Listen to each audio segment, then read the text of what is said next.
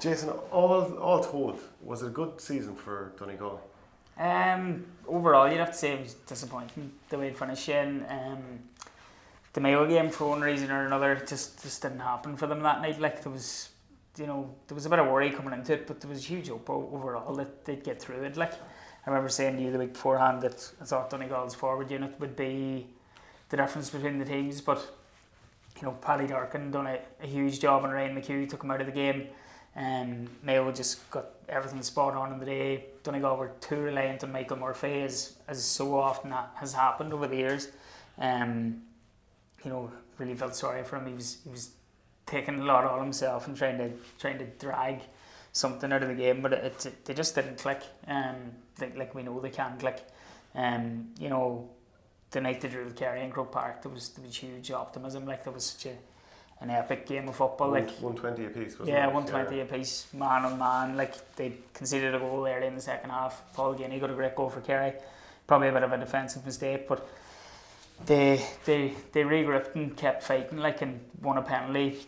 Murphy stuck it away, and then Owen McHugh was very unlucky to have a disallowed goal. He kind of saw it at the last second, and he was done for a throw ball, and it was disallowed. If the ball was a wee bit lower and needed a bit more time to react, the goal probably would have stood, and it might have been a completely different game. But look, if you'd have said to any Donegal person 8 or 9 years ago, if you had offered them a back-to-back Ulster title, they would have ripped your arm off, because the gap was just so long without one. It's disappointing the way it went out that they didn't. They haven't been in All-Ireland semi-final now in 5 years, but the hope in the county seems to be still there, very much so. A lot of good young players coming through. Jamie Brennan had an excellent Ulster campaign. Things kind of didn't go right for him after that. Lost Odran MacNiallias, of course, the broken ankle, training, and then a couple other injuries as well just didn't help. I'd say I'd be worried now that Frank McGlynn might retire. He's a big presence in that dressing room, of course, one of the last men standing from the 2012 team. I don't know if he's going to give it one more year or not. I'm not sure, but I've a feeling he might call it quits. Neil McGee's not getting any younger either. You wouldn't know what he'd do. Neil's the type of character that would keep going until his legs hanging off, so you wouldn't know. I'd be a bit more hopeful than him sticking around. Sean Patton, of course, had a massive year. Surely an All-Star nominee. Kickouts were fantastic. He barely put a foot wrong. He was a huge plus. And Oisin Gallen as well didn't get the start in the championship games, but made an impact in most of the ones he came on and was excellent when he came on in the Super 8 game against Meath, and he was very impressive when he came on against Kerry at Croke Park as well. So there is a lot of hope there, a lot of young players coming through, and I'm sure Declan will filter some more young players through into the panel again now for next year and get a look at them in the McKenna Cup. And as a Donegal man, are you're happy with the sort of graft that this team is taking? Yeah, I think I am. Yeah, I think a lot of the style of football. Yeah, the style of football's definitely improved. A lot of that's come from probably Stephen Rochford's fingerprints on it. It'd be interesting to see what he does now. But people were linking him to the Galway job, but by all accounts, Kevin Walsh is staying put there. So if they can hold on to Stephen for another year and keep developing what he was trying to instill into the group, you'd be hopeful for another big year next year. Super 8s anyway. You're obviously going to have Tyrone coming back fighting again in Ulster, Kieran McGinney staying on in Armagh there in an upward curve again, and Monaghan are going to have a bit of a kick under a new manager too. So all those teams would be hopeful of knocking Donegal off the perch as they're going for 3 in a row. But hopeful overall, given the youth that's there, and Michael Murphy still has loads of time left. He just turned 30, I think, the week after they got knocked out. Yeah. Do you think it's gone past the stage of them being too reliant on him because of the other quality coming through? I think it has a bit, yeah. In the Mayo game, just based on the Mayo game alone, you would say no. But if you go back then to Ulster and look at how Jamie Brennan performed, Kieran Thompson, Michael Langan, boys like that, you would have to say no. And Ryan McHugh was excellent in the Tyrone game in particular, in Cavan. And then the Ulster semi-final, he was just superb, and he was superb in a lot of the games too, until that Mayo game when Paddy Durkin just kind of took him out of it. But I think there was a rumour that Ryan might have been unwell that week, with the flu or something as well, so maybe that had something to do with things, I don't know. It's very hard to get an insight into that Donegal camp. Declan has everything well battened down, so it's hard to know. And none of your club mates in Killybegs give anything away, do they? Well, the only thing I'd chat to Hughie about would be the cracking with lads at home are up to. I don't really chat football with them that much. Owen Band's kind of a quiet lad, very decent skin, good family. Wouldn't bother them too much about the football chat. A lot of inter-county players now, Shane, as you know, they're not comfortable talking about it, as I'm sure you know yourself. Well, and that's to our friends even, because they can't let anything out. Yeah, that's what I mean. That's what I mean. Yeah.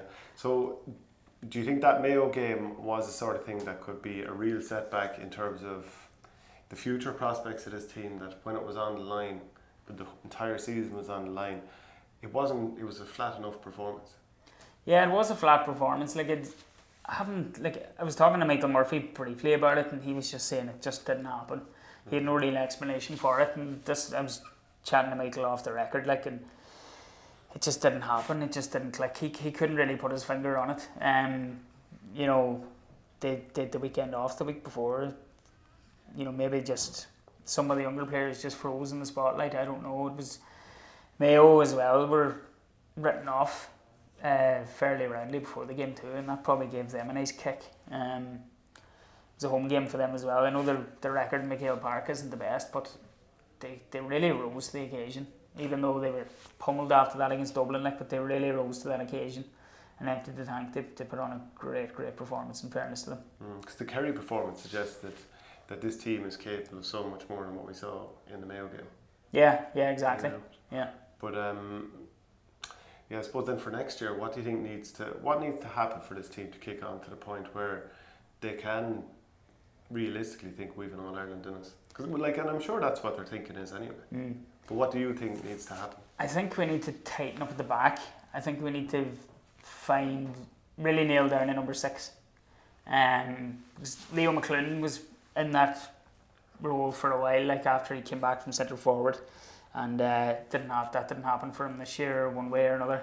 Owen Van Galler's injury. I think we need to get Odran MacNiallias back as well, big time. He's obviously had a very tough year. He lost his friend in that car accident at the start of the year up in Gidor, and then he had the club run as well. So the man's head's probably just fried. He probably just needs a good break, and hopefully next year we'll see him back in. I think if they get him back in, it'd be huge. He's such a talent. He really, really is. And it's just, you never know what he's going to do next. His Gidor club mates will tell you that. You just never know what he's going to do next. He's just one of those fellas. So hopefully what he does do next is come back to Donegal. But there is good age profile there. Owen Van Gallagher comes back fine. Jamie Brennan, Oisin Gallen, you're talking about coming through. Michael Langan, Jason McGee, Ryan McHugh's a good age. There's so much talent there. That is the depth there to go with the talent that's in the starting team? I think it is. Yeah, I think the depth's there even more so than when it was when Rory Gallagher was in charge. Because when Rory was there, a lot of those lads were very, very young, and they were just too young and they weren't ready. And you saw that in that qualifier game against Galway. It was Rory's last game, the qualifier game against Galway in Sligo, and they got annihilated. It was just young players developing, just not ready.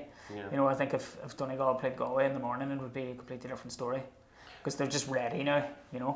And being geographically miles away from so much of the rest of the country, how are a lot of the players, for those who don't know, are a lot of the players still based up in Dublin or in different parts of the country, or is that still a logistical issue for the county? It's actually fine now. In terms of Dublin, I think the only one working in Dublin full time is Paddy McBurdy. Owen McHugh was working here, but he's just going to move home. He works for AIB. Obviously during the college year, that's a lot different. There's lads in Dublin, there's lads in Galway, Sligo, Belfast, whatnot. But during the summer, I think most of them now are pretty much at home, which is great, because in 2012 it was a completely different story. I think he had 7 or 8 of them in Dublin. I remember chatting to Paddy McGrath, he'd get back, he'd go up, he'd leave his work on the building site early to get home for training. He wouldn't get back to Dublin until 2 in the morning, up again at 6 or whatever. It's crazy. Ended up, there was 7 or 8 of them doing that, and they ended up winning the All-Ireland. So it's a lot better than that now, thankfully. Maybe that's because the economy's slightly better, but it still is a huge problem. especially during the college year. I'd imagine now it's a big problem for Declan. And then actually a question on your neighbours Mayo. How do you reflect on their season? Because again, they probably just left themselves with too much to do by getting knocked out of Connacht early, and then of course ending up playing 7 times in 8 weeks. You're just getting punished time after time after time going through the back door. There should be a bit more of a break somewhere just before the Super 8s, because by getting back to the Super 8s and winning those games, the punishment in the first place of getting knocked out and going the back door, it should end there. You should get a chance to reset. So the way they kind of collapsed ultimately, I think it's just quite unfair in them in some ways. Yeah, it was for sure. And James Horn said that after the game at Croke Park, after they were beaten by Dublin, and it looked like sour grapes, but the man completely had a point. They had no gap between. I think they beat Armagh in their last qualifier. Or no, they beat Galway in their last qualifier. Sorry. They had no gap between that and their first Super 8s game in Killarney, and then they had no gap between their last Super 8s game against Donegal and playing Dublin then in the All-Ireland semi-final. Who put out a B team against Tyrone. Yeah, exactly. So they were that bit fresher. So those two junctures in the calendar in particular have to change. It just doesn't seem right. Any team that reaches the Super 8 should be rewarded, whether they're a provincial finalist, provincial winner, or coming through the qualifiers. Those 8 teams should be given a bit of a break either side, especially if they get through to an All-Ireland semi-final. Andy Moran's retired, but you got a sense that they've kind of, he was a brilliant player for so long, Footballer of the Year 2017, but the team selections suggest that they'd kind of moved away from him as someone that they rely on all the time. He was more of an impact sub. So do you see it having much of an impact? I'd say his presence in the dressing room will be massively. I think he'll be back in there sooner than later as a coach or a selector. He might even be back in there next year. I know he's quite close with James Horn. He was an honorary selector in 2012 on the match programme when he done the Cruciate. He was a big loss for them that year too. He done the Cruciate against Dublin, I think, in the semi-final. Was it not down in the quarter-final? You could be right actually. Yeah. He missed the Dublin game. Yeah. But yeah, you've seen Kelly O'Connor and Aidan O'Shea putting up tweets and Instagram posts honouring him yesterday. Just, he'll be a huge character to lose from that dressing room, because whether he played or he didn't, you'd picture Andy Moran getting up and giving a speech if he felt something needed to be said, or putting the arm around a younger player who was maybe struggling with nerves or something like that, or maybe having a bad day at the office. So his presence will definitely be missed, but I'd be very surprised if James Horn didn't rope him back in straight away. Maybe he'll give him a bit of a break now for the winter to spend time with his family, but I'd say he'll be back in there very, very soon. Have they the talent to kick on to the next level? I think so, yeah. I thought Paddy Durkin was excellent this year. I thought Aidan O'Shea's form was very impressive. The Dublin game did pass them by, and to be honest, Dublin find ways of hammering big players for the opposition. So that definitely didn't go his way. But he had a good year before that, I would say, overall. I think they need to sort out the goalkeeping issue as well. This one's been over them now for a couple of years. It's actually a bit like Solskjaer not picking between Rashford and and Pogba for the penalties. That's what it's like. Yeah, the Henley Clark thing. It's just been bizarre. It's been a thorn in their side. It really has. For years. Yeah, for a long time. So he really needs to sort that out. There's no sign of a third keeper coming in and maybe sorting it out and being an angel. So I don't know how they're going to sort that out. He needs to really nail that down and give his number one to somebody who he trusts, because it hasn't helped with anything really for them over the past couple of years. Okay, leave it at that. Come on. What do you make of the appointment of Ryan McMenamin Ricey as Fermanagh boss? It's an interesting one. He's obviously come through the Mickey Hart School of Management. He's got 3 All-Ireland medals. He was one of the meanest defenders in the game. He wasn't everyone's cup of tea. But from what we're hearing from Fermanagh, when Rory Gallagher stood down, a lot of the players, first thing they said was they wanted Ryan McMenamin to stay in place. He's been in there for the last 2 years.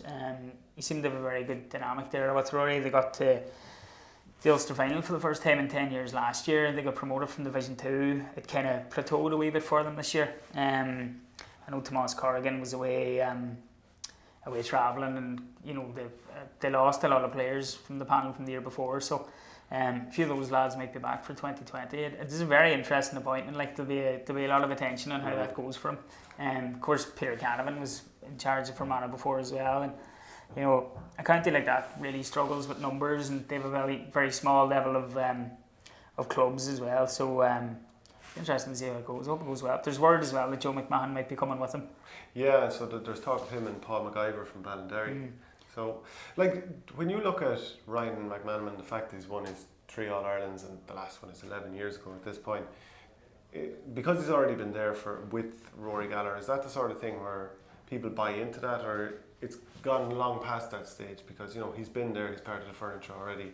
There's no real lift been given as such by, you know, the way a new appointment gives a lift, that there's not necessarily a bounce from something like this, but maybe it's a safe pair of hands.